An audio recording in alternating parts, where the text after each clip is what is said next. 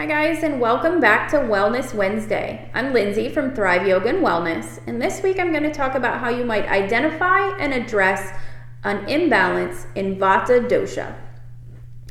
And so if you watched my video, I think it was 3 weeks ago now, I talked about the qualities and some of the physical and mental characteristics associated with Vata Dosha.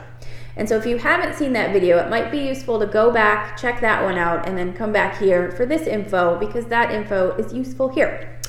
And so when we talk about addressing an issue with an imbalance in Vata Dosha specifically, and in any dosha regardless, there's a couple of important things to note. One is that typically when we're addressing an imbalance in the doshas and trying to restore balance in the body, we are addressing having too much of that dosha. The doshas increase and we're trying to reduce it to restore the balance. It's much more common to have too much of the dosha than it is for a dosha to actually be depleted and not have enough. So we're treating it from a reducing standpoint.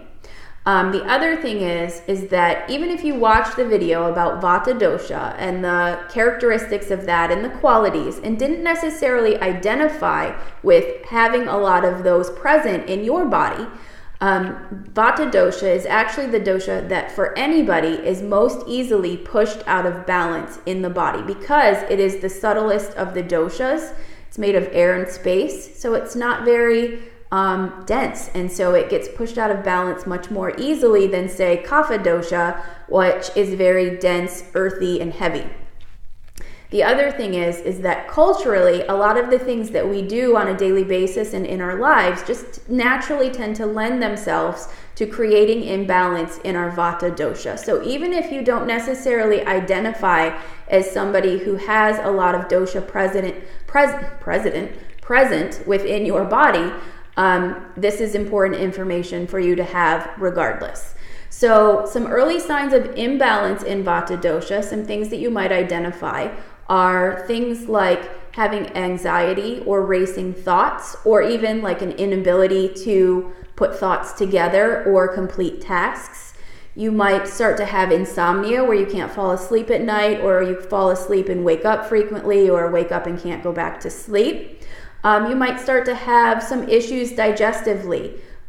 So things like constipation or gas and bloating, or even unevenness in your digestion. So going back and forth between constipation and diarrhea and then back again, and just having uneven digestion. And then you might physically start to have things like dry patches on your skin, or you might start to have like really dry and coarse hair. So if you have a lot of Vata dosha, that's a characteristic that is attributed in your body anyway, but it might dry out even more, or you might start to have nails that are even more brittle, or even if that's not something that's normal for you and you notice that, that might be something that's attributed to an imbalance in Vata dosha. So in order to restore balance when we have an increase in Vata dosha, what we do in Ayurveda is use opposite therapy. So the law of nature is like attracts like increases like, and opposite therapy restores balance. So in order to reduce the qualities associated with Vata dosha, of which we have too much, we use opposite therapy. So if we think back to some of the main qualities of Vata dosha, quality of being dry, cold, and mobile. So if we are dry, you need to stay hydrated. So putting oil on your skin, doing that warm oil massage that I've talked about before, or even just putting lotion on the skin once or twice a day to keep the skin hydrated.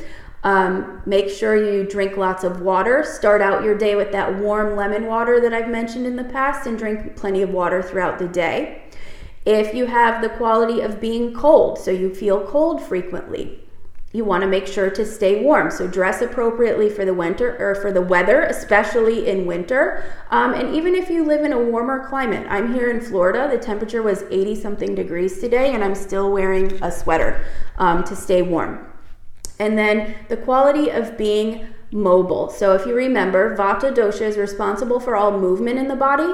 So when you have an issue in your Vata dosha where you have increased Vata, you're going to find it difficult to sit still. So I didn't mention it before, but that's another sign of an imbalance in your Vata dosha is you just can't sit still. You're fidgety, you don't want to sit and be still, you get up, you pace around the house, or you're always finding something to do. There's no time for stillness. So in order to address that, you make time for stillness. And it's going to feel hard in the beginning. You're not going to want to sit still. So even if you can just take 5 minutes or less a day, even start with 1 minute if that feels difficult, and just make time to be still. Literally sit still, maybe take a little bit of time to meditate, focus on the breath. Just follow the breath in and out to create that meditative state. And like I said, not a big deal if you start with 1 or 2 minutes and that feels difficult. Just start there and work your way up to more time.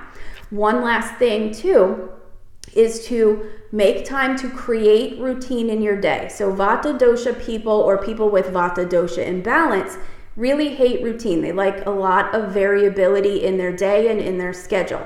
So in order to counteract that, you want to take a couple of opportunities in your day, or even start with just one where you do the same thing at the same time every single day. And it might be, and if it can be a quiet activity where you are also making time to be a little still, that's helpful too. So maybe you sit and read a book for a little bit. Maybe you do meditate for 5 or 10 minutes. Maybe you do some gentle stretching some slow stretching or something like that. So look for opportunities to create routine in your day. So this has been some information on how you pacify a Vata dosha imbalance. If you have any questions, drop them in the comments. If you have questions or feel like you want some more information about how Ayurveda applies to you, you can always call me at this studio or email me at this studio, Thrive Yoga and Wellness, and schedule a consultation as well to go a bit more into detail about how Ayurveda applies to you and your life. So otherwise, let me know if you have any questions, and I'll meet you back here next week where we're going to talk about how you address Pitta dosha imbalance. Have a great day.